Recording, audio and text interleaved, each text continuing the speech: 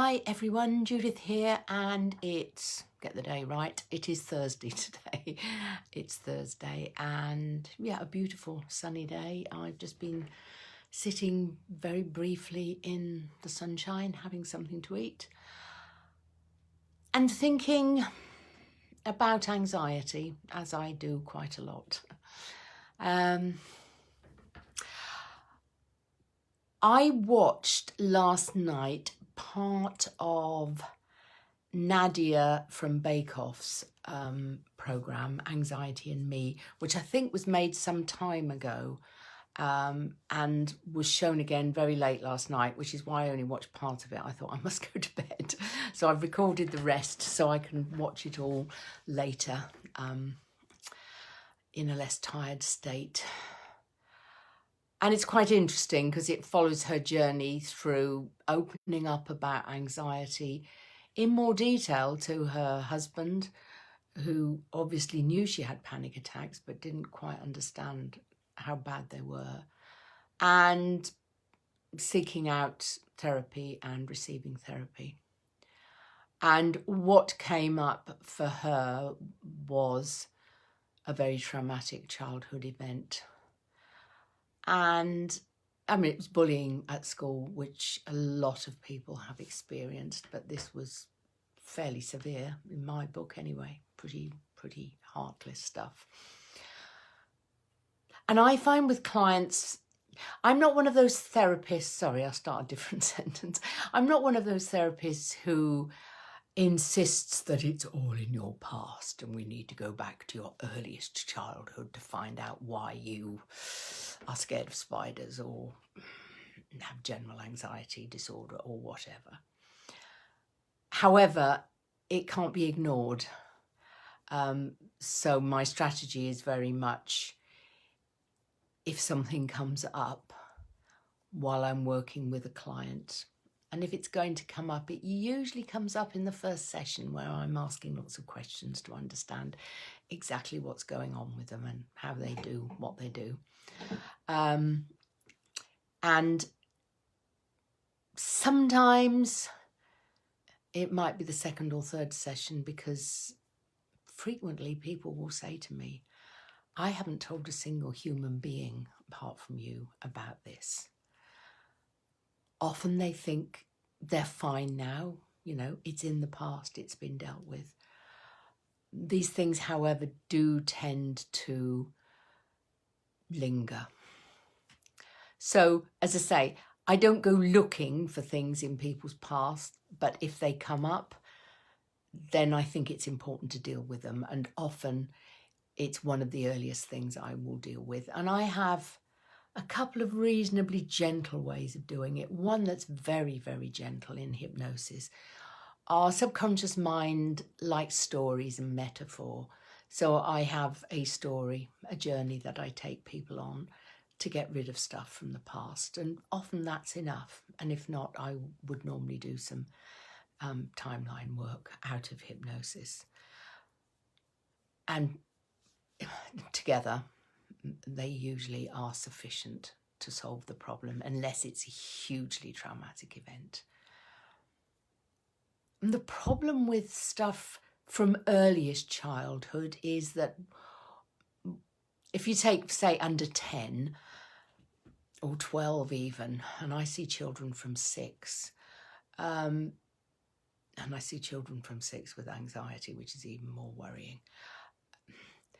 Whatever they're faced with, they don't have the emotional maturity to deal with it. So they haven't got any means of doing anything with it. I mean, as adults, we often struggle with difficult events, but as a child, it's just impossible because you just don't understand what on earth is going on. Children often believe, particularly if it's going on between their parents, they often believe it's their fault.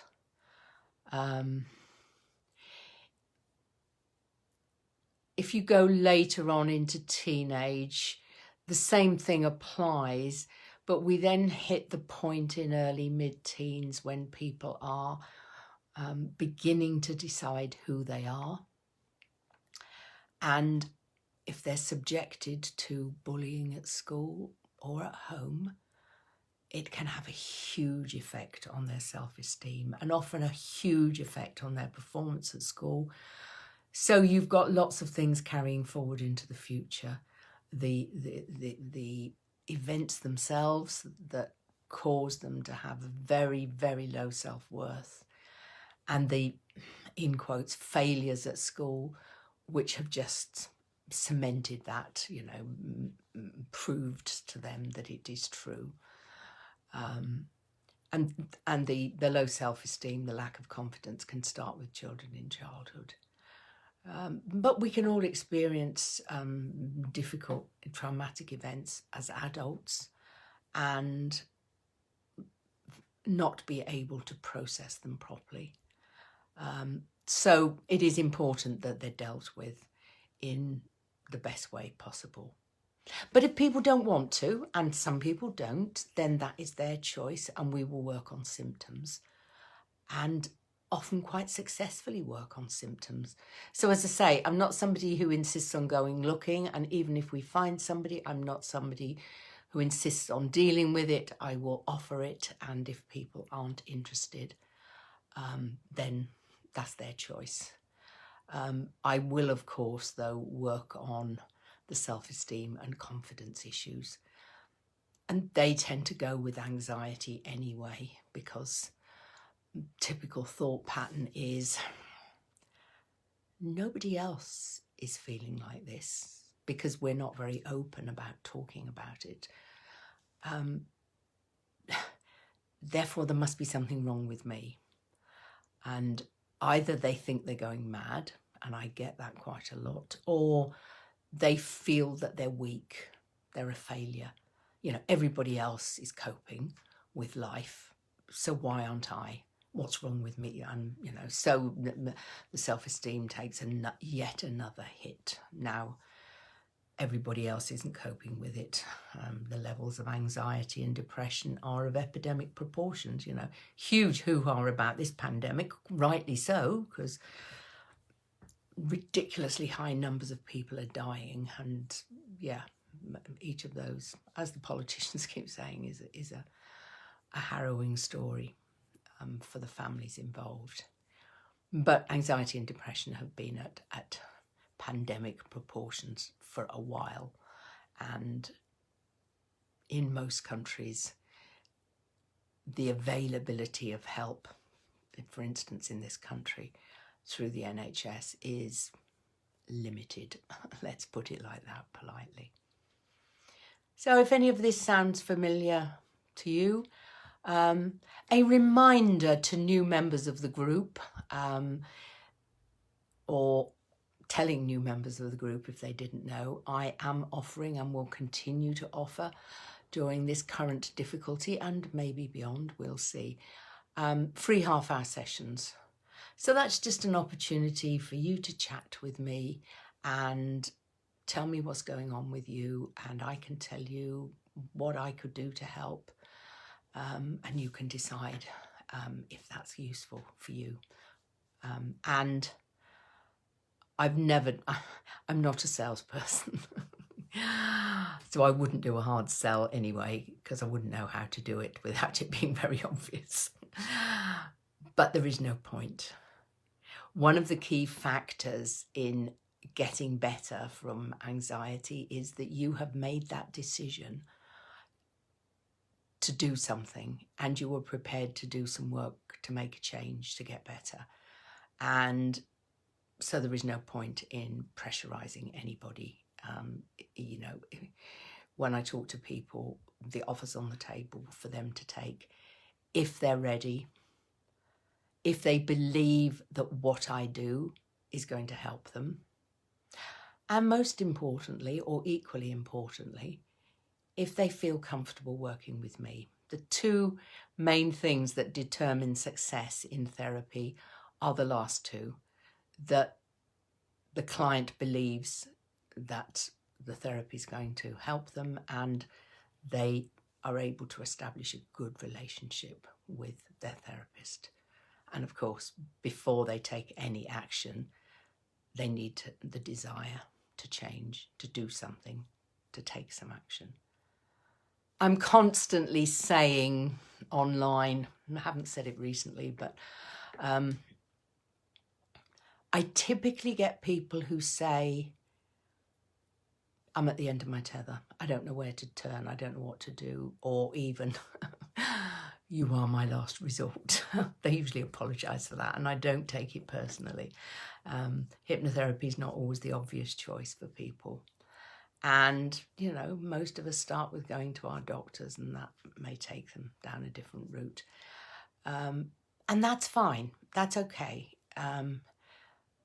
But I do wish that people would come earlier, would find the strength, I suppose, to make the decision earlier. Because the earlier we start, the easier and quicker it is to get results. The further down the track you are, the longer it can take. It still doesn't take a huge amount of time. I mean, we're talking weeks or months, not years.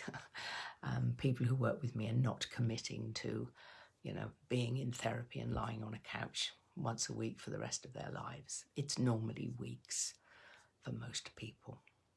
Okay, right. Lovely to talk to you again. As before, comments below.